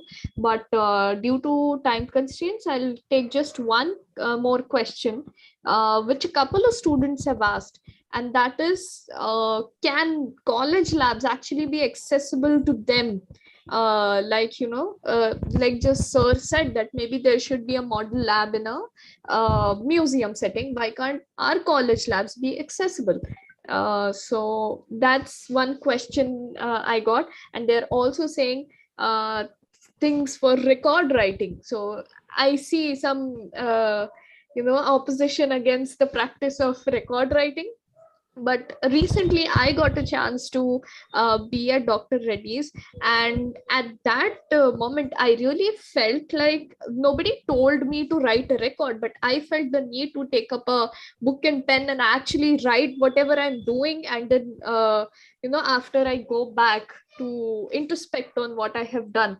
So we feel when we are really doing and enjoying that experiment, we feel responsible for that data and for writing that. So 2 questions quickly. Can labs be as accessible to all the students apart from the classroom setting? And secondly, why don't we have the freedom to write our own records and make mistakes there, and be more free while doing that? So anyone who would like to address that? So I'm very passionate about this. So I'll say this. I might be wrong, but this is a very strong opinion I have. It's a very, very strong colonial hangover that we have with this process. I don't think we've evolved. We haven't really, again, this is going back to the same syllabus kinds of issues. We haven't really looked into why we are doing what we are doing. Coming back to the answers to your questions, I think the answer is a categorical yes and yes. I strongly feel that college classrooms can be, again, today is a better day than in the past, where nothing, not earth-shattering stuff, but some very simple things. They can be done.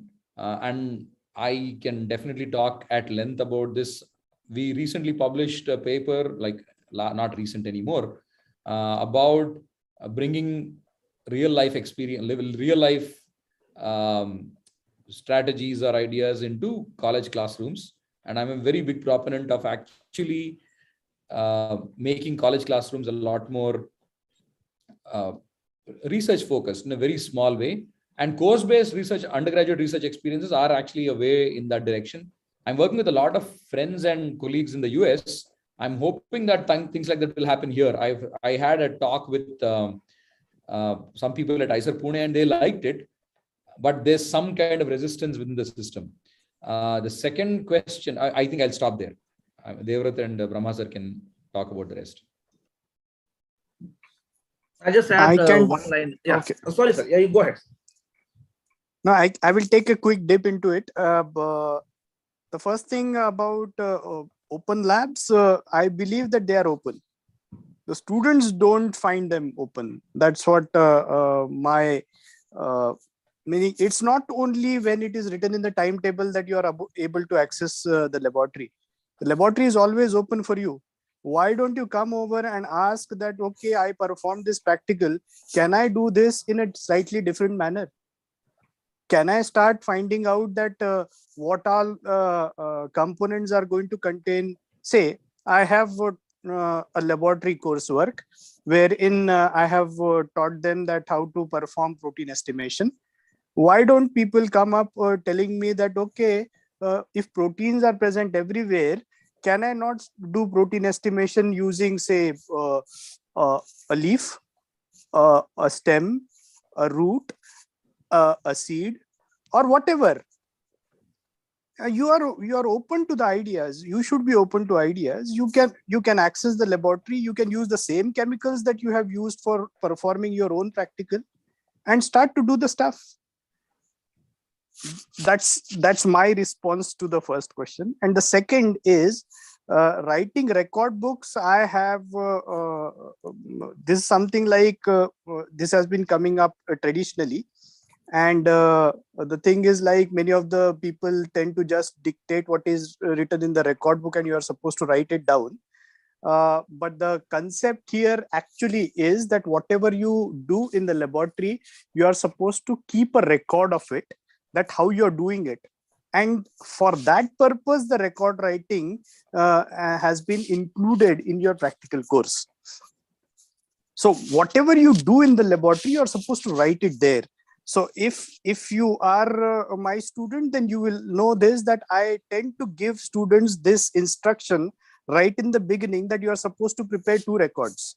One which is a fair record book, and the other one which is a rough record book, where in the rough record book, you are going to write all that stuff which you do during the laboratory exercise, whatever questions you are asked, whatever questions appear in your mind, answers to those questions and all that stuff, so that can help you later on when you face the viva during the final examination. And the fair record book is just for the purpose of seeking marks, which is allotted to the practical record that you submit at the end of your semester. So those are my responses. Yeah, I think, just few lines. I think whatever Devrat is saying is right. See, the first part, anyway, I think they have dealt it in detail. Second part, record writing is very important. Of course, I remember that there is each teacher has his own methodology of writing. We just copy the content of the neighbor and all that stuff. But record writing is one of the most important aspects of research in your life. Whatever you observe, you have to write. And there are many, if you see, there are a lot of stories based on that. I don't remember which discovery I'm talking about. Both two fellows, they fight it out. They say, they publish the paper almost simultaneously. So when the credit was to be given, who will get the Nobel Prize, the committee has checked for the record notes.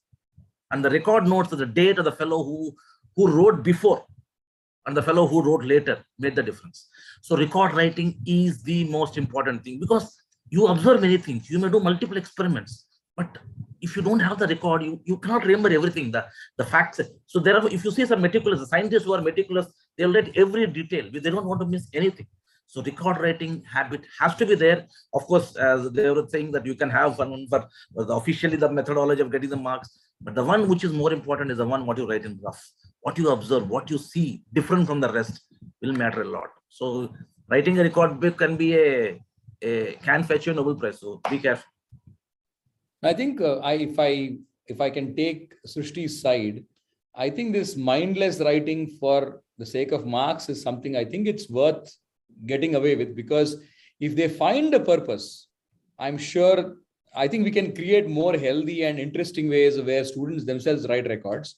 And the formality of writing records is definitely, I've heard very, very sad stories in the brand new books. They write this and nobody even checks it and makes a punch, and it's basically it's a waste paper thing. So it's almost like it's mindless. So as long as it's mindful, I am sure some students might complain still, but I've seen this. I've seen students who are very meticulous, who care about this, almost in tears, because they spend all this time writing. They don't know why they are doing it, because apparently, I remember this now when students reminded me, there should not be a single scratch. I've never seen my laboratory notebook without a scratch. In fact, it's more scratches. In fact, I have a habit of printing out everything that I plan an experiment. I take it to the lab. And when I'm actually doing the experiment, there are more scribbles and I change the protocol, a few things, because based on a lot of other factors, right? So how can I have a absolutely tidy lab notebook? Beats me. And I think that is definitely, I mean, I'm sure Devrut knows this. We ask any student towards the final exams, they are in this whole stress of, I need to write 3 records, and they're literally sitting down and doing a mindless job of writing records. I think we are losing their creative potential, and we are basically giving them an opportunity or an excuse to hate us. So I think that is the point in discussion, not whether record writing as a part of the scientific process. I don't think that is being questioned. It is just that they're getting used to, because in fact, I think now we have a bigger battle. The moment record writing comes into picture, they have this bad memory. So they are probably, so I think we need to do something to address that, I think.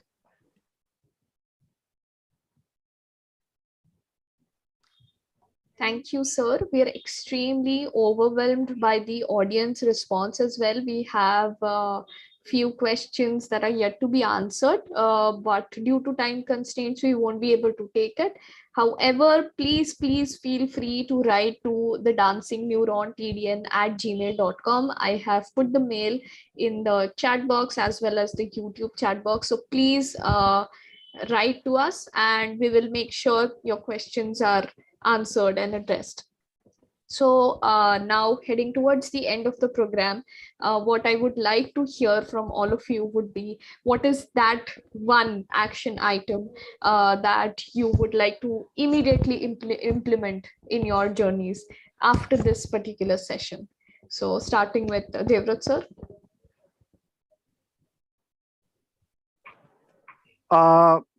The first and the most important thing, perhaps I would be printing those record books so that I can circulate them within students, or rather, instead of printing them, I will prepare a soft copy and circulate. I have already actually started doing it, so that students already have the records with them. So that's one action item from my side. Apart from that, I have already started doing some good stuff, I believe. According to me, it's good, but let's see how the response goes up. Like preparing a art book for learning science. So that's my next action item. And the third one, if possible, I will go into preparing some kind of web series so that I can make the students more interested. Just joking. You need not be joking, sir. TDN is always ready to collaborate, and we will definitely make it more interesting for all the students. Brahma, sir, what is your action item on the list? Okay, I don't know, because for me, the most of students are PG students. And for them, the record book things don't come into picture. So most of things, so what I try to always do is, a lot of new people join every year. So what I do is, put them in the field of teaching, because teaching here has to, because we don't have that heavy load as maybe Devrat is having. So at least as a teacher, I try to mold more teachers. That's what I try to do it, so that the most student community gets benefited. And initially, see, it's again a skill. Teaching is again a skill that has to come with the passion. You have to improve your communication skills. Number one, you should have content also. You should have knowledge. So it's a cumulative thing. So my purpose will be more towards the teaching side, how to improve there, and how to bring more faculty members to good teaching. Ultimately, if you have a good teacher, you also have a good student at the end of the day, and they'll become good as they go along. So that's what is my side of perspective, because I don't get into this. I don't have this record big business, because we don't get into that. So in that way, my life is easier as compared to maybe other. Thank you so much, sir. Anil, sir, what would you say? One thing I think I am actually working on this model for a new assessment. I don't want to take much time, but I'll just share because it's in the works. I'm spending a little more time. So this is something which has been I've been interested, right? So when you look at some of these percentages, grades, or description, or grade points, these really don't tell much about what students are learning. It's really not helpful for anybody. So I'm thinking of students announcing when they come into, it's going to take a while before this is actually meaningful. So a student can come enroll in a class and say, I'm interested in a basic understanding in this course, right? Or I'm interested in intermediate or an advanced or an I want expert level. Or everybody performs. There'll be multiple kinds of assessments to be able to tell comprehension skills, analytical skills, design skills, and communication skills. This is again very rough. So we are not, students, teachers, employers, anybody is not stuck with a number which is very, very subjective, right? We don't get much meaning out of it. But if I'm able to say a student has a basic understanding, or they have basic skills in designing experiments, but an advanced and an expert level communication, right? And this is not uncommon. Somebody can be an extraordinary communicator, but really doesn't have a lot of depth. Whatever little they know, they can communicate well. And the opposite also. Somebody who has extraordinary knowledge cannot communicate well, right? They cannot even probably write an answer in the exam. So there should be a different ways of assessment. And instead of a number or a grade, if we have some kind of a grid, which gives an idea, a particular student has basic understanding of this, intermediate level of this, and any of this stuff, then the whole idea of a fail grade is gone, right? Because I think I mentioned it earlier. If a student enters a class, it is very, very unlikely that they leave the class with learning zero. Something has happened. And the idea is, can we capture that? So I'm kind of seriously thinking about this. And along with that, I'm also thinking about, I'll continue to work on Samyojana and other things that are happening. So that is my action item and a promise to undergrad students. Thank you, sir. Thank you so much for sharing your thoughts. And now, as we head towards the end of the program, I would like to thank all the panelists, Brahma sir, Anil sir, Devrat sir, for taking out time from your extremely busy schedules for us and making this possible.